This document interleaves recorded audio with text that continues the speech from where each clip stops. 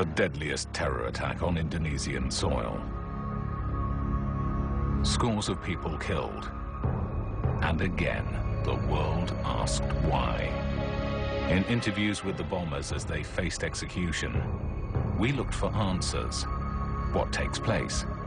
What kind of decisions are made inside the mind of a terrorist?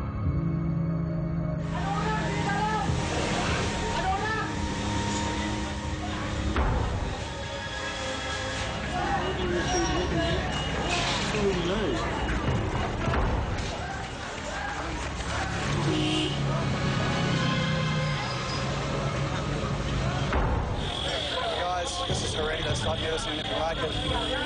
It's huge, it's scary. Everything has gone, the whole street. This mayhem in Bali was carefully orchestrated. A small bomb sent panicking tourists fleeing into the path of a much bigger truck bomb. The result was total carnage, a day no one here will ever forget.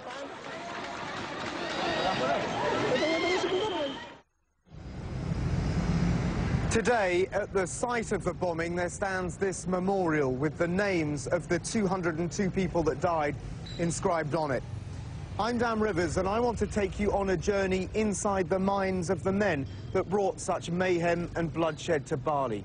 Why did they do it? What were they thinking? And most importantly, how can the authorities stop it happening again? To tell this story, we went to the penal colony of Nusa Kambangan, a remote island off Java's southern coast. This boat was the only way for us to get to Indonesia's equivalent of Alcatraz. It's exceptionally rare for journalists to be allowed here. It's home to some of Asia's most dangerous men. Amrozi bin Nur Hasim, Imam Samudra and Merklas, also known as Ali Gufron, were three of the Bali bombers. They'd been on death row here for years and were facing imminent execution. Behind bars, I was given the extraordinary chance to confront them and ask them questions the families of the victims never had the chance to pose. One of the masterminds of the attack was Imam Samudra. Would you like to take this opportunity to say you're sorry to the families of the victims? Okay. If the victim are from Muslim, I'm very sorry, because they are not my target. But if the victim is from non-Muslim, like Australia, USA, UK, and other countries that are under USA and its alliance, I'm never sorry for them. Where does it say in the Quran you have the right to kill innocent people? This one, this place. You're twisting your religion completely. No, not twisting. Yes, you are. You think that the vast majority of Muslims would disagree with what you've done. I better know than you. Right?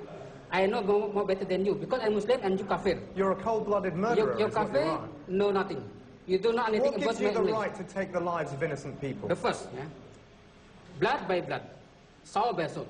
Your country, USA, UK, Australian alliance, already killing my people. The people in the Qatar Club were nothing to do with that. They were innocent backpackers. They were there on holiday. In Afghanistan, in Moro, in Bosnia, your country, and the Bush commander, they're already killing innocent people.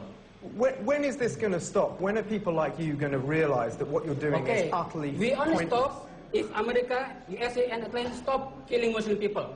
We only stop if the people out from Mecca and Medina. We only stop if USA and Atlantis go out from Iraq and Muslim countries. I'd become exasperated talking to Imam Samudra. It seemed impossible to get past his rehearsed rhetoric. But a senior counter-terrorism official explained his mindset was typical. When arrested, they view themselves as warriors, the holy warriors, captured by the enemy. And they insist and say that their jihad will be continued. Not by them, but will be continued by their children or their grandchildren. The Bali bombing is normally blamed on Indonesia's shadowy Islamist terrorist group Jemaah Islamiyah, which says it's fighting for an Islamic superstate in Southeast Asia. Its spiritual leader is said to be the extremist cleric Abu Bakr Bashir, who was convicted for conspiracy in the plot. But the bombers played down their links with JI and Bashir, even though they attended his school. Do you admit to being a member of Jamaat Islamiyah? No. You're not a member of Jamaat No, Islamiyah? no. Have you had any contact with Jamaat Islamiyah? Never. Abu Bakr Bashir? I know him, but I do not involved in his movement. I follow different with him. But how did you get the knowledge to make the bomb? How did you get the materials to make the bomb? I get the knowledge of bomb since I'm in senior high school. When I was in high school, I already get the textbook of bombing. And then when I continue my study in military academy in Afghanistan, I go get the training about bombing. And then after I pass from this university, I also continue by myself, just searching using internet. Merklas also insisted they were part of Al-Qaeda, not Jamaat Islamiyah, which the UN Security Council has designated a terrorist organization. My role is commander for the bombing, but I'm not a member of Jamaat Islamiyah. I am a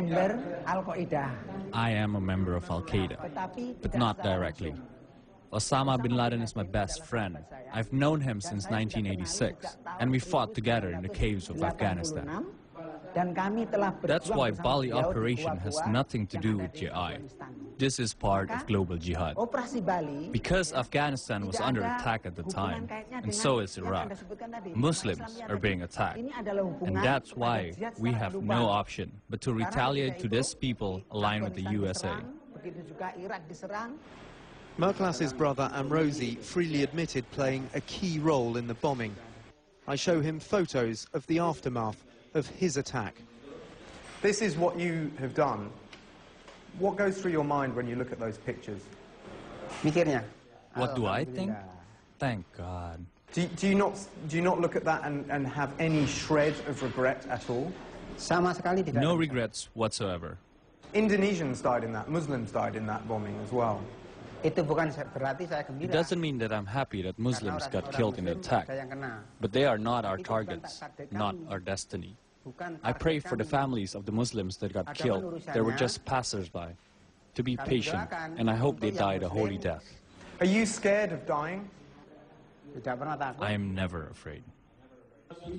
We were in the prison just a few weeks before his execution, yet Amrozi, who the Indonesian press have nicknamed the smiling bomber, joked and laughed with fellow inmates.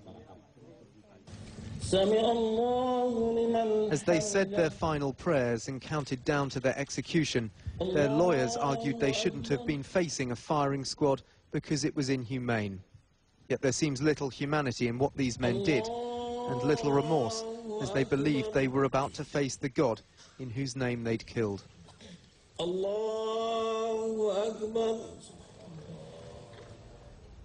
The bombers' unrepentant attitude is offensive, but perhaps it's not that surprising. They lay the blame firmly with the West and its war on terror. But it wasn't just Westerners who were killed and maimed here in Bali. Many Indonesian Muslims were also caught up in the blast.